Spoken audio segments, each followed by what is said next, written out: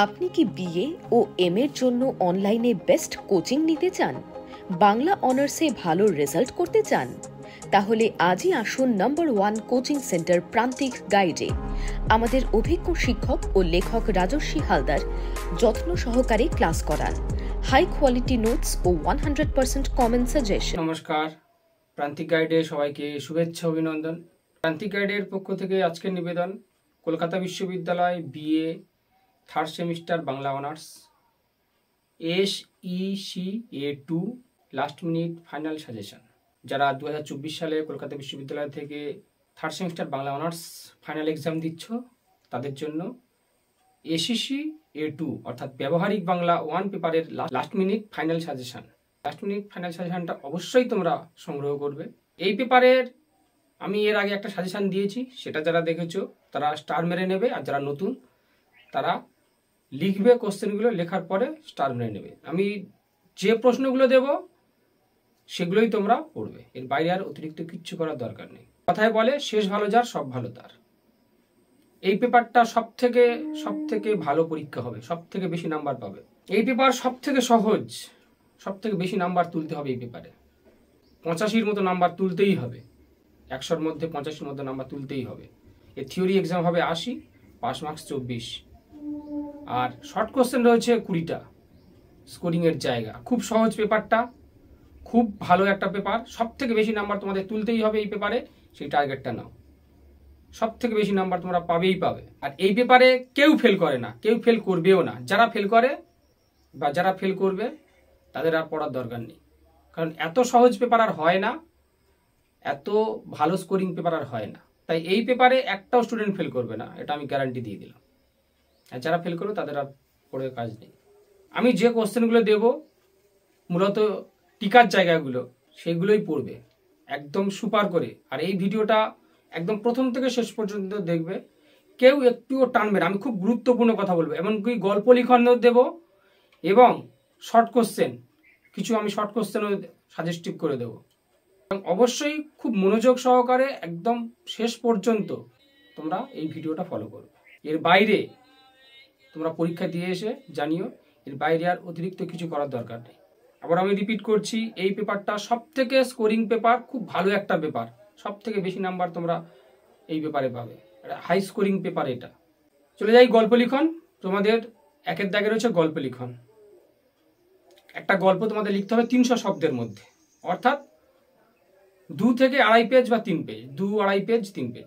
কেউ যদি একটু বেশি লেখো 300 শব্দ, 300 শব্দের তোমরা 320-30 অতিরিক্ত হলেও কোনো অসুবিধা নেই। 350 ক্রস না যেন করে, 320-30 ঠিক আছে।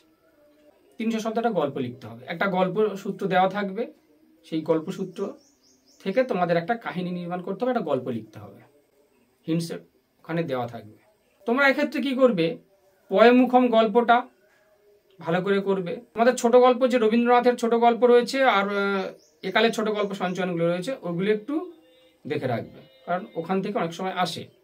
আর রবীন্দ্রনাথের ছুটি গল্প, পোস্টমাস্টার গল্প রয়েছে, অভাগীর স্বর্গ গল্প রয়েছে, এইগুলো একটু দেখে রাখো।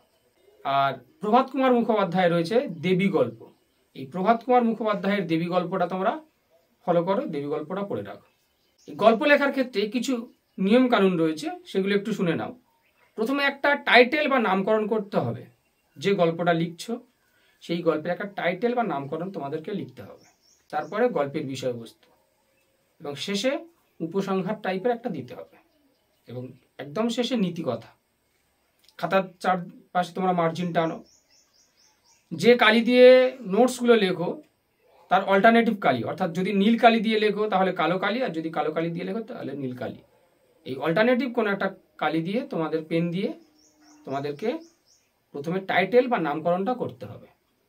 নীতিকথার ক্ষেত্রেও তাই। এই নীতিকথা এবং টাইটেল বা নামকরণ লিখে তোমরা বক্স আউট করে দেবে, বক্সের মধ্যে ওটা করে দেবে। এগুলো খুব সুন্দর দেখতে হবে। কেউ ডিজাইন করতে যাবে না, শুধু জাস্ট লিখে, ওভার রাইটিংও করবে না, জাস্ট লিখে ওটাকে বক্স করে দেবে, খুব সুন্দর দেখতে হবে। তারপরে তোমরা অন্তত 2টো প্যারা করবে, 3টে প্যারা করলেও ভালো, বা প্যারা করে লিখবে।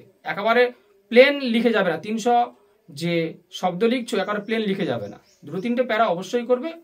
অন্ততপক্ষে শেষ প্যারা উপসংহার টাইপের একটা প্যারা যে গল্পটা তোমরা লিখছো সেই গল্পটা মূলত দেখবে বেশিরভাগ পড়ে সমাজ সচেতনতামূলক গল্প, বেশিরভাগ ক্ষেত্রে পড়ে। সেই যে সমাজ সচেতনতামূলক গল্প, সেখান থেকে উত্তরণের একটা পথ, একটা উপসংহার টাইপের একটা দিশা দেখাতে হবে। বোঝা গেল? একটা দিশা তোমাদেরকে দেখাতে হবে, একটা উপসংহার টাইপ তাই দিতেই হবে। গল্প লেখার কিছু নিয়ম কানুন রয়েছে, নিয়ম কটা শুনে নাও। প্রথমে গল্প লেখার ক্ষেত্রে প্রথমে একটা টাইটেল বা নামকরণ বা হেডলাইন তোমাদের করতে হচ্ছে। ভাষা হবে সহজ সরল চলিত বাংলায় লিখবে, কেউ সাধু ভাষায় লিখতে যাবে না, সহজ সরল চলিত ভাষায়। এবং একই শব্দ বা বাক্য বারবার না যেন ব্যবহার হয়, একই শব্দ বা বাক্য না যেন বারবার ব্যবহার হয়। এবং অপ্রাসঙ্গিক কোনো তথ্য তোমরা দেবে না, এবং সাধু চলিতের মিশ্রণ না যেন হয়, এদিকটাও খেয়াল রাখবে। এবং তথ্য যাই দাও না কেন সেটা যেন সুন্দরভাবে উপস্থাপনটা হয়, এবং নিরপেক্ষ দৃষ্টিতে। সেটা যেন কোনো রাজনৈতিক পক্ষপাত দুষ্ট বা সেটার মধ্যে কেউ যেন রাজনীতি টেনে এনো না, বা কোনো কাউকে দোষারোপ করো না, এরকম ব্যাপারগুলো যেন না থাকে। মানে সহজ সরল সুন্দরভাবে তোমরা গল্পটাকে লিখবে, তুলে ধরবে। এটা হচ্ছে গল্প লেখার নিয়ম। বিশেষ করে ভাষাটা যেন সুন্দর হয়, লেখাটা যেন স্পষ্ট হয়, লেখাটা যেন সুন্দর হয়, অযথা কাটাকুটি বানান ভুল এগুলো না যেন হয়। ক্ষয়ের দাগে পড়বে চিত্রনাট্যর ক্ষেত্রেও একই। তোমরা একটু কয়েকটা নাটক পড়ে যাবে, যেমন সংলাপ যেমন দেখবে নাটকে, সেই রকম সংলাপ আকারে চিত্রনাট্যগুলোকে একটা লিখতে হবে। ভেবে নেবে নিজে একজন পরিচালক হলে কি করতে, সেই যে তথ্যসূত্র দেওয়া থাকবে সেখান থেকে নিজেকে একটা কাহিনী নির্মাণ করতে হবে, একটা চিত্রনাট্য প্রস্তুত করতে হবে। সেক্ষেত্রে সংলাপ যেমন হয়, ধরো সেখানে বিদায়ের দৃশ্য রয়েছে, তাহলে কি করবে যে যাওয়ার সময় মানে বিদায়ের যে সংলাপ, সেই বিদায়ের সংলাপটা দেবে, পাশে দেবে কান্নার অবস্থা, এরকম ভাবে দেবে। বা রাগান্বিত ভাব সেখানে দেবে, তাহলে রেগে উঠে এই কথাটা, এই সংলাপটা প্রকাশ করলো, এইরকম ভাবে। মানে নাটকটা একটু দেখে নেবে, তোমরা একটা নাটক দেখে নেবে, তাহলে চিত্রনাট্যটা তোমরা লিখতে পারবে। এবার আসি গল্প লিখনের যে দেবী গল্প, প্রভাত কুমার মুখোপাধ্যায়ের দেবী গল্পের বিষয়বস্তুটা তোমরা একটু শুনে নাও। প্রভাত কুমার মুখোপাধ্যায়ের যে দেবী গল্প, সেই দেবী গল্পের সময়কাল স্বয়ং লেখক বলেছেন যে এই গল্পের বিষয় হচ্ছে আজ থেকে 100 বছর পূর্বের, অর্থাৎ যে সময়ের কথা বলেছেন সেই সময়টা হচ্ছে 1190 থেকে 1210 বঙ্গাব্দের কাহিনী। সেই সময় হচ্ছে ইংরেজ শাসনাধীন ভারতবর্ষ। সেই সময় অলৌকিকতা, অন্ধ কুসংস্কারতা, টোল চতুষ্পাঠী, মাদ্রাসা এইগুলোর মূলত যায় প্রসার। সেই আবহে আমরা দেখেছি বাংলার সমাজ ব্যবস্থা অন্ধ কুসংস্কারে নিমজ্জিত। এবং সে সময় আমরা ঔপনিবেশিক শাসনাধীন ভারতবর্ষের এটাও দেখেছি যে বণিকের মানদণ্ড দেখা দিল রাজদণ্ড রূপে, অর্থাৎ ইংরেজরাও ঠিক সেটাই চাইছিল। আধুনিক শিক্ষায় শিক্ষিত না হয়ে এরা এই ধর্মীয় আবেশে যেন এরা আবদ্ধ হয়ে থাকে, সেই সময়কার চিত্রটা তুলে ধরতে হবে। গল্পের বিষয়বস্তু, মূল চরিত্র কালীকিঙ্কর, দয়াময়ী, যাকে কেন্দ্র করে গল্পটা আবর্তিত হয়েছে। এবং সেই সময় আরো একটা আমরা দেখেছি যে তন্ত্র সাধনা, যেটা এখনো পর্যন্ত কুসংস্কার রয়েছে আমাদের সমাজের মধ্যে। তন্ত্র সাধনা, অলৌকিকতা, এই তন্ত্র সাধনা এবং অলৌকিকতার বশবর্তী হয়ে তখন থেকে এখনো পর্যন্ত অনেক মানুষের অকালে প্রাণ ঝরে যায়। তারই একটা গল্প হচ্ছে দেবী গল্প। গ্রাম বাংলার সমাজ ব্যবস্থার এটাই হচ্ছে মূল সমস্যা। এই গল্পেও আমরা সেটা দেখেছি, দেবী গল্পে, যেখানে একটা ষোড়শী পুত্রবধূকে কালীকিঙ্কর মহাশয় তাকে দেবীত্বে রূপান্তরিত করার প্রচেষ্টা। অর্থাৎ এই গল্পে আমরা দেখব রিলিজিয়ান অ্যান্ড স্পিরিচুয়ালিজম, এই দুটোর একটা সমন্বয় চলেছে। ষোড়শী পুত্রবধূ দয়াময়ী, সে একজন সাধারণ গৃহবধূ পুত্রবধূ। কালীকিঙ্কর জমিদার মহাশয়, তার সমাজের মধ্যে অনেক প্রভাব রয়েছে। দেখা যায় যে তিনি একটা স্বপ্নাদেশ বিশিষ্ট হন। আমরা যদি ফ্রয়েডীয় মনোতত্ত্ব বিকলনের দিকে যদি তাকাই, সেখানে দেখতে পাবো যে এগুলোর কোনো বাস্তবতা নেই, এগুলোর কোনো সারঙ্গমতা নেই। কিন্তু অলৌকিকতার বশবর্তী হয়ে, কুসংস্কারের আবর্তিত হয়ে কালীকিঙ্কর মহাশয় তার পুত্রবধূকে দেবীত্বে রূপান্তরিত করেন এবং তাকে প্রণামও করেন। এমনকি তার সন্তান অর্থাৎ দয়াময়ীর স্বামী উমাপ্রসাদ, তাকেও প্রণাম করতে বলেন এবং পুত্রবধূ থেকে, একজন সাধারণ নারী থেকে অলৌকিক শক্তি রূপান্তরিত করেন এবং তাকে মাতে রূপান্তরিত করেন, সম্বোধন করেন মা বলে। মা, এতদিন কেন দেখা দিসনি, এতদিন কেন বলিসনি। এই কথাটা, এই প্রচারটা কালীকিঙ্কর সবার মুখে মুখে প্রচার করতে থাকে। যেহেতু কালীকিঙ্করের একটা প্রতিপত্তি রয়েছে, সামাজিকতা রয়েছে, সমাজে তার প্রভাব রয়েছে, কারণ তিনি জমিদার। সেই সময়কার দিনে রাজাকে, জমিদারকে বলা হতো ডিভাইন থিওরি, অর্থাৎ ঈশ্বরের পরে তার স্থান। তাই সবাই তার কথা এক বাক্যে মেনে নেন এবং দয়াময়ীকে মাতৃ আরাধনায় পূজা করতে লাগলেন। সমস্ত কিছু দেখা গেল যে সবাই তার উপর নির্ভরশীল। সে রোগ, অসুখ বিসুখ যা কিছু সমস্যা হোক তার উপর ভরসা সবার। অবস্থায় এক সময় দেখা গেল যে তাদেরই বাড়ির একটা ছেলে অর্থাৎ খোকা, সে অসুস্থ হয়ে পড়ে। এক্ষেত্রে দেখা যায় যে শেষ পর্যন্ত খোকাকে দয়াময়ী আর সুস্থ করতে পারেননি। কালীকিঙ্কর কবিরাজের শরণাপন্ন হতে দেন না কাউকে। তিনি নিজে বলেন যে স্বয়ং মা আমার ঘরে উপস্থিত, তাই আর ওষুধে কোনো প্রয়োজন নেই। শেষে দেখা গেল খোকার মৃত্যু। দয়াময়ী তখন অঝরে ঝরঝর করে কাঁদতে শুরু করলেন এবং গল্পের শেষ পরিণতি হলো দয়াময়ী কড়িকাঠে তার বস্ত্র দড়ির মতো করে পাকিয়ে সেখানে সে আত্মহত্যা করেছে। খোকার মৃত্যুর পরে তাকে শুনতে হয়েছে ডাইনি অপবাদ এবং তার নিজের মধ্যে একটা বেদনা চলে আসে, দুঃখ চলে আসে। কারণ তারও একটা সময় বিশ্বাস হয়ে গিয়েছিল যে এই অলৌকিক শক্তি হয়তো তার মধ্যেও রয়েছে। এই অলৌকিকতায় সে নিজেকেও বিশ্বাসযোগ্য করে তুলতে পেরেছিল এবং তার স্বামীকেও শিখিয়েছিল বিশ্বাস করতে। কিন্তু যখন খোকার মৃত্যু হলো তখন তার ট্র্যাজিক পরিণতিটা দেখতে পেলাম। ট্র্যাজিক পরিণতির ফলস্বরূপ তার মৃত্যু। তাকে জীবন দিয়ে প্রমাণ করতে হলো যে তার মধ্যে বাস্তবিকই কোনো অলৌকিকতা ছিল না। এই অন্ধ কুসংস্কারাচ্ছন্ন একটা গল্প হলো দেবী গল্প। দারুণ গল্প, তোমরা টেক্সটটা অবশ্যই পড়বে। আমি বিষয়বস্তুটা ছোট করে বললাম কারণ সাজেশনটা দেবো, এই মুহূর্তে এত কিছু বলা সম্ভব নয়। আর খুব গুরুত্বপূর্ণ যেটা হচ্ছে, কেউ তোমরা একই যদি এটা পড়ে খুব ভালো করে এটা পড়ো। যদি এটা পড়ে কেউ, সব বন্ধু বান্ধব একই সঙ্গে বসবে, কেউ একই হেডলাইন করবে না, তাহলে দেখা যাবে যে গড়পড়তে একটা নাম্বার দেবে। এবং কেউ কপি করার চেষ্টা করবে না। একজন লিখছে, অন্যজন সেটাকে কপি করার চেষ্টা করবে না। তাহলে দেখবে যার দিকে লিখছো সেই নাম্বার কম পাবে আর যে লিখছে সে বেশি নাম্বার পাবে। এটা হয়ে যাচ্ছে ওই দয়াময়ীর মতো অবস্থা। অন্যের উপকার করলেও, অন্য কেউ তার কাছ থেকে উপকৃত হলেও তার নিজের বাড়ির সন্তান কিন্তু মৃত্যুবরণ করলো, তাকে কিন্তু সে বাঁচাতে পারলো না। তাই কি কপি করার চেষ্টা করবে না আর কেউ একই হেডলাইন করার চেষ্টা করবে না। গল্প লিখনটা একটু ভালো করে পড়ে রেখো, দেখে রেখো। দেবী গল্প, প্রভাত কুমার মুখোপাধ্যায়ের দেবী গল্প, গল্পগুলো একটু তোমরা দেখো। এবারে যাবো সাজেশানে। Module 1 complete. মডিউল 2তে 3টে ছন্দ করো, কিচ্ছু করতে হবে না, 3টে ছন্দ। তোমাদের 4th সেমিস্টারে ছন্দ রয়েছে। 4th সেমিস্টারে ছন্দ পুরো একটা মডিউল জুড়ে ছন্দ অলঙ্কার। তাই ছন্দ খুব ভালো করে প্র্যাকটিস করবে। 10, 5, 1-এর জন্য এখানেও তোমাদের অর্ধেক প্র্যাকটিস হয়ে যাবে। স্বরবৃত্ত ছন্দ, অক্ষরবৃত্ত ছন্দ, মাত্রাবৃত্ত ছন্দ, 3টে ছন্দ করলে 3টেই পাবে। 10, 5, 1 একের ক্ষেত্রে কেউ একটা লাইন তুলে দিতে পারে। আর একটা সাবধান করে দিই, আমার একটা স্টুডেন্ট পাঠিয়েছিল কোথাও অন্য একটা চ্যানেল, কারণ এমন তো নয় যে তোমরা শুধুমাত্র আমার চ্যানেল ফলো করো, অন্য চ্যানেল ফলো করো না।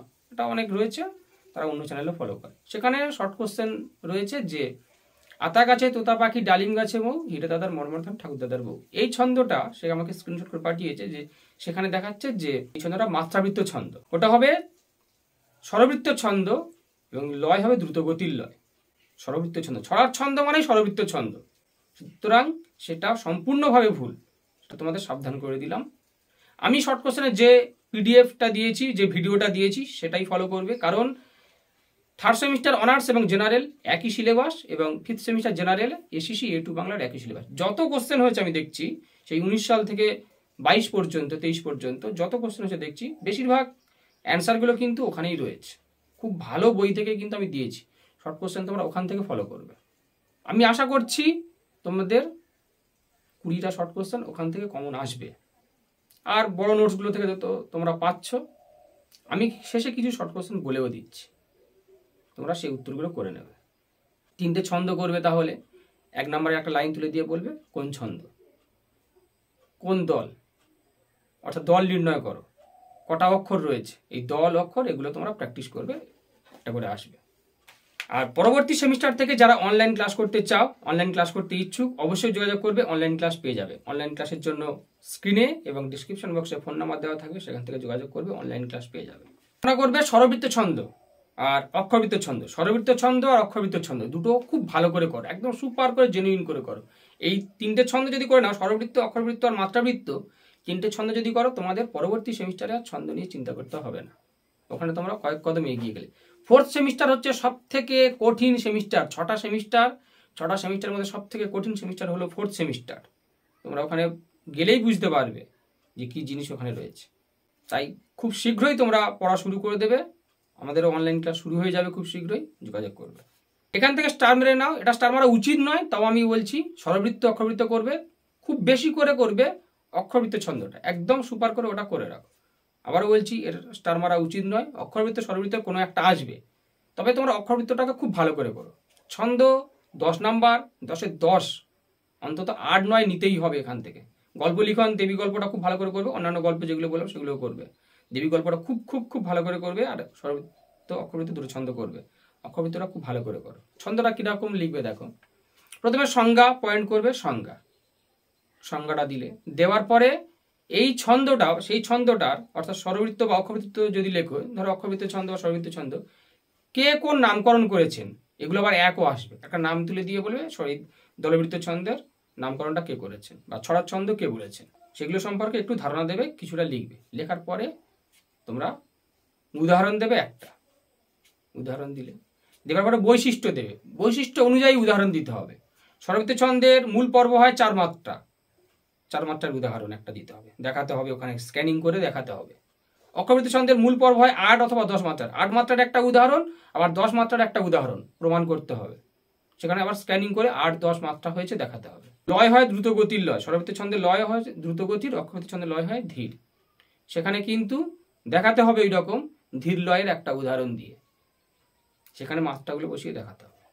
যদি মাত্রাবৃত্ত পড়তো তাহলে 4, 5, 6, 7 মাত্রা, তাহলে 4, 5, 6 উদাহরণ দিতে হবে। এইরকম মোটামুটি বৈশিষ্ট্য অনুযায়ী 4-5টা কবিতা লিখতে হবে, বৈশিষ্ট্য অনুযায়ী 4-5টা উদাহরণ দিতেই হবে, তাহলে তোমরা 10-এর মধ্যে 8 পাবেই পাবে, এটা নিশ্চিত থাকো।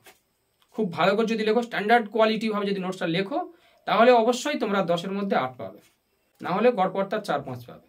এবার যাবো মডিউল 3-তে। মডিউল 3 থেকে করবে বাড়ি থেকে পালিয়ে, এটা করবে। বাড়ি থেকে পালিয়ে, ক্ষুধিত পাষাণ, পথের পাঁচালী, তিনটেই পড়বে, কারণ 10 এবং 5-এর জন্য তিনটেই পড়তে হবে। এগুলোর কাহিনী সূত্র, তথ্যসূত্র, বিষয়বস্তু, ডিটেলস তোমরা পড়ে রাখবে। কে কিভাবে পড়বে সেটা নিজস্ব ব্যাপার, কিন্তু ওই বাড়ি থেকে পালিয়ে সিনেমা সম্পর্কে বা তথ্যচিত্র সম্পর্কে বা চলচ্চিত্র সম্পর্কে বা ক্ষুধিত পাষাণ চলচ্চিত্র সম্পর্কে ডিটেলস বিষয়বস্তু তোমাদেরকে লিখতে হবে।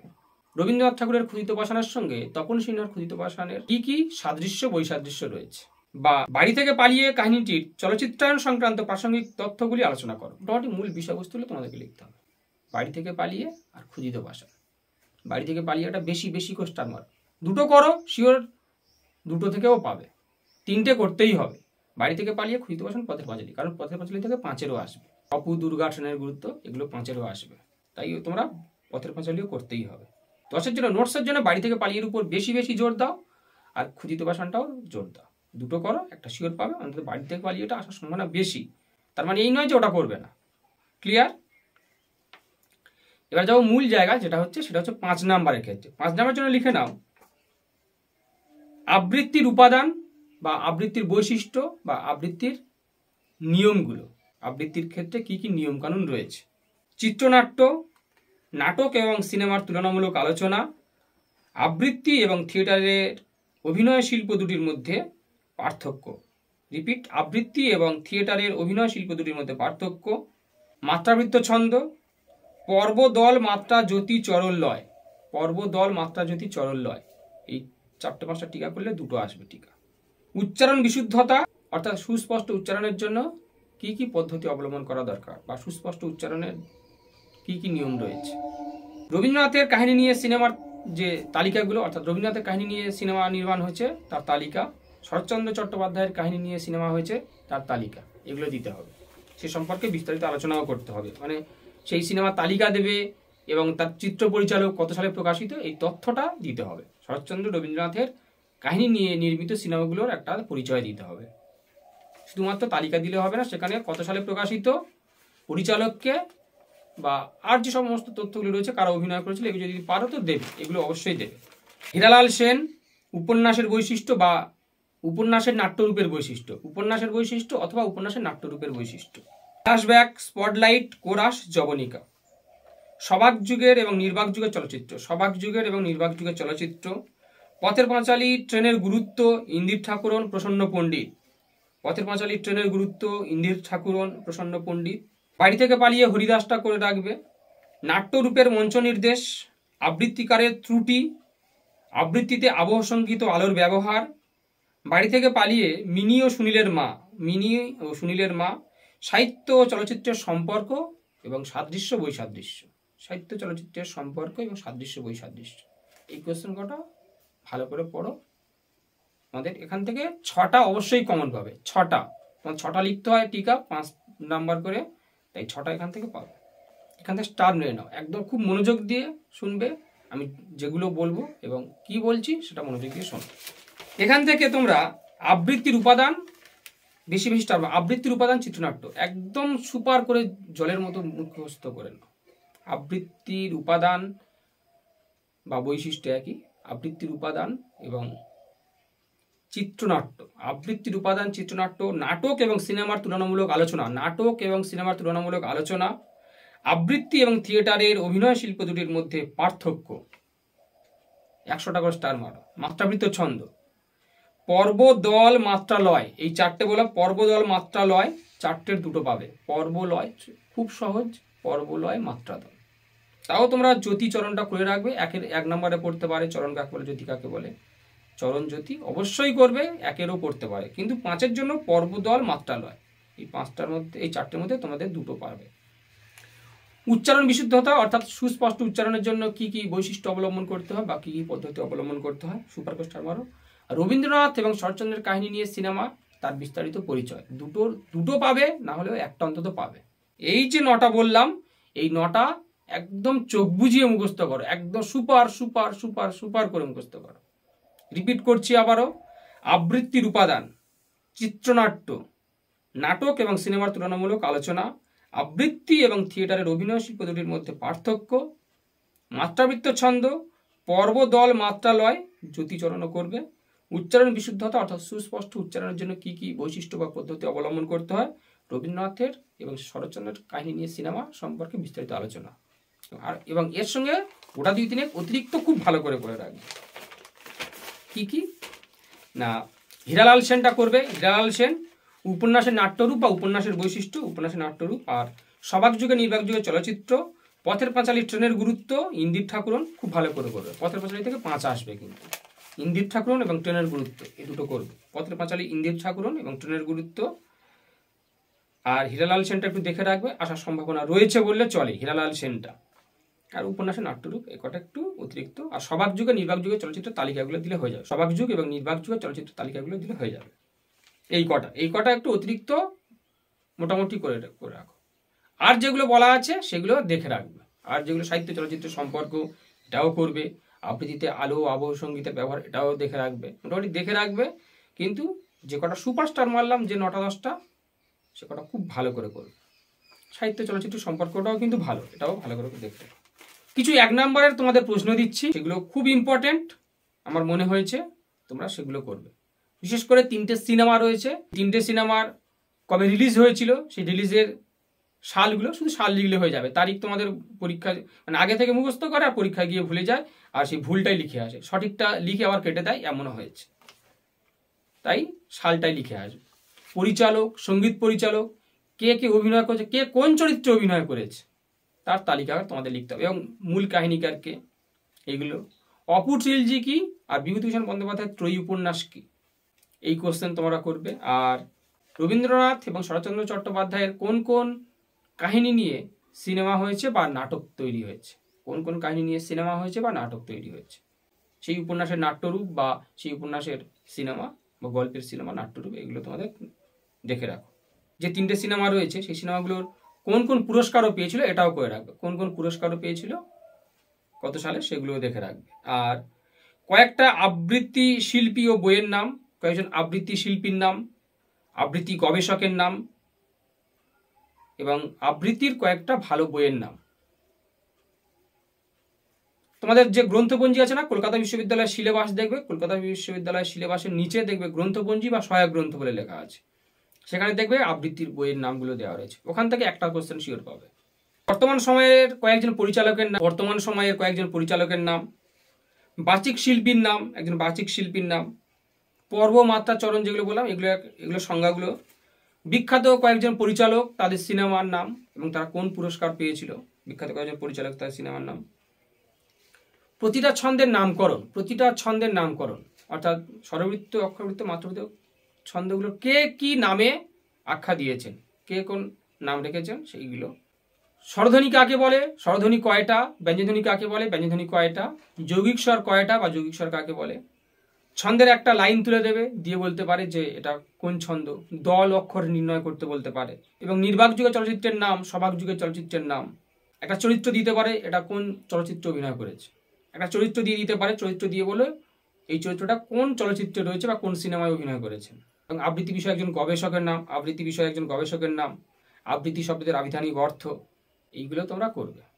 এই শর্ট কোশ্চেনগুলো তোমরা উত্তর তৈরি করো, এই প্যাটার্নটা সাজিয়ে নাও, দেখবে এখান থেকে 10টা অন্তত তোমরা কমন পাচ্ছ। 20টা শর্ট কোশ্চেন, আমি যে পিডিএফটা দিয়েছি, যে ভিডিওটা দিয়েছি ওটাই করো, আশা করছি ওখান থেকে তোমাদের 20টা হয়েই যাবে। খুব ভালো করে পরীক্ষা দিও, ভালো পরীক্ষা হবে। আর যারা অনলাইন ক্লাস করতে চাও, পরবর্তী সেমিস্টার থেকে অনলাইন ক্লাসের জন্য যোগাযোগ করবে, অনলাইন ক্লাস পেয়ে যাবে। আমাদের খুব শীঘ্রই অনলাইন ক্লাস শুরু হয়ে যাবে। 4th সেমিস্টার হচ্ছে সব থেকে ডিফিকাল্ট একটা সেমিস্টার, এই সেমিস্টার খুব কঠিন, তাই প্রথম থেকে পড়াশোনাটা করো। যারা ভালো রেজাল্ট করতে চাও, আগামী দিনে পড়াশোনাকে এগিয়ে নিয়ে যেতে চাও, তাই তারা অবশ্যই কিন্তু প্রথম থেকে শুরু করবে। যাদের টার্গেট রয়েছে নেট সেট পিএইচডি করার বা রেগুলার কোনো ইউনিভার্সিটি থেকে এমএ করা, তারা অবশ্যই ভালো রেজাল্টের জন্য পড়াশোনা করে প্রথম থেকেই পড়াশোনা করবে। খুব ভালো করে সবাই পরীক্ষা দিও, সবার পরীক্ষা ভালোও হবে আশা করছি। তোমাদের ভালো হোক এটাই চাই, এটাই প্রার্থনা। খুব ভালো পরীক্ষা হবে।